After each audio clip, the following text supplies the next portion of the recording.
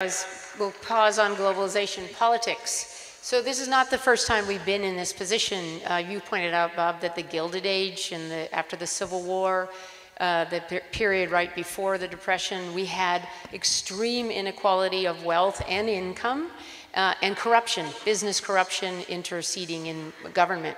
We reform, we go back to it. What is the problem? Why can't we stick? FDR's reforms were undone in a matter of 50 years. How does politics be part of the solution, not part of the problem? Well, I think we've got to organize, mobilize, and take back our government. And what can we learn from the movements that have tried recently to do that, specifically Occupy? And now, how can we get broad education about the issues of our day, a sense of an economic plan, starting with the Green New Deal, and turnout that would take back our government? Well, turnout is the key. I think the one perhaps positive legacy of these Trump catastrophic years is that it has inspired a lot of grassroots activity. People are getting in politics who never got in politics before. People are understanding they can't take for granted many of the institutions of our democracy. They have to fight for them. And we've got to fight for a system that actually is responsive to most people. And that is something that a lot of people, as I go around the country, are starting to say, we do have to fight for things we used to take for granted. We do have to fight for our democracy. Well, thank goodness. My way of answering that same thing is to offer you my stadium theory of history, which is that I think if you look at different eras of American history, the Gilded Age, the age we're in now, the years after FDR, you get presidents, you get leaders because of a moment who actually build an ideological stadium that outlasts them, right? FDR built one, Reagan built one.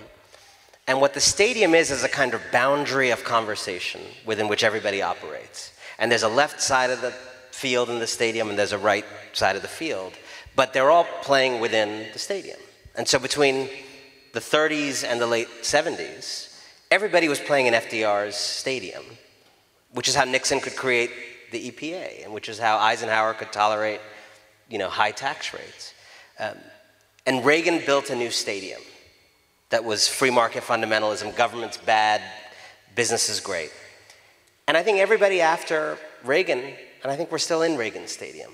And it's uncomfortable to say that, and I think the Clinton people don't love that necessarily, and the Obama people might be offended by that.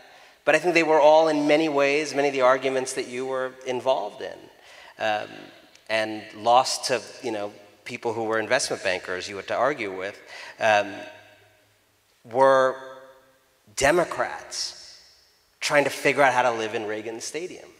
And what makes me hopeful about right now is that people who are people of Donald Trump's IQ level often have unintended legacies that exceed their intended legacies.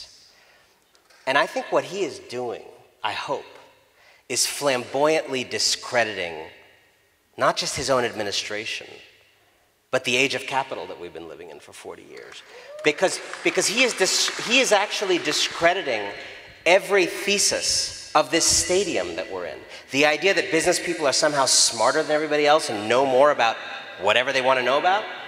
The idea that making money on a social network makes you educated about schools and how schools should be.